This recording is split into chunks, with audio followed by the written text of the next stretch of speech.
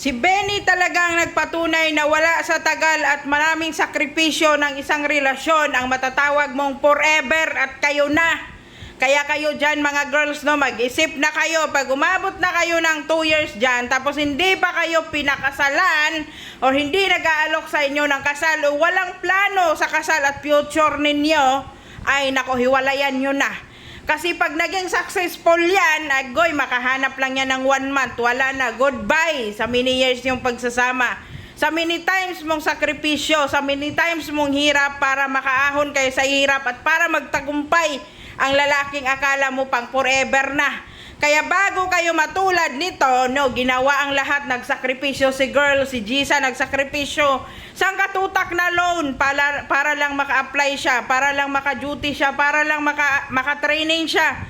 Tapos nung nakapasok na siya sa trabaho, ayun na, doon na nagsimula ang kalbaryo. May trabaho na, pwede na, mababae, may budget na eh. Diba? Kaya bago nangyari sa inyo yan, no, mag-isip-isip kayong mabuti ha. Mag-isip-isip kayong mabuti, baka mamaya kayo lang ang puro give. Tapos walang nagbalik sa inyo. Kasi binibibi nyo masyado yung mga lalaki ninyo sa buhay. Huwag nyong bibihin. Dapat kayo ang Disney princess, hindi sila. Dapat sila yung magsakripisyo una sa inyo, hindi yung kayo. Diba? Kasi after magsakripisyo, maghahanap lang ng 1 month, 3 months yan, tapos na. Goodbye sa marami yung sakripisyo ha, proven and tested. Kasi ang kapal ng mukha ng mga lalaking ganito ang mindset, manggagamit! Sobrang sakit ang makaranas ng ganitong sitwasyon bilang isang babae kasi naranasan kong maging tanga at umasa. Yung ginagamit ka dahil may gusto pa siya at may kailangan pa siya, pero wala na siyang kailangan sa'yo, meron na siyang nakukuha sa iba at meron na siyang pagkukunan sa iba, itsapwera ka na.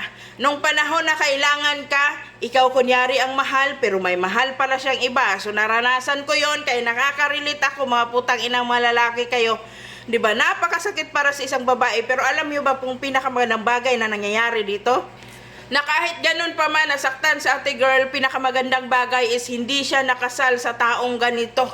Yung talagang free pa siya sa mga taong ganito, yung ganitong klaseng tao, na pwede pa siyang makahanap ng much better pa sa ganito, yung aalagaan siya, mamahalin siya, iti-treasure siya araw-araw, papahalagahan, it-appreciate araw-araw yung pagmamahal niya at siya bilang tao sa taong gusto siya at sa taong mahal siya.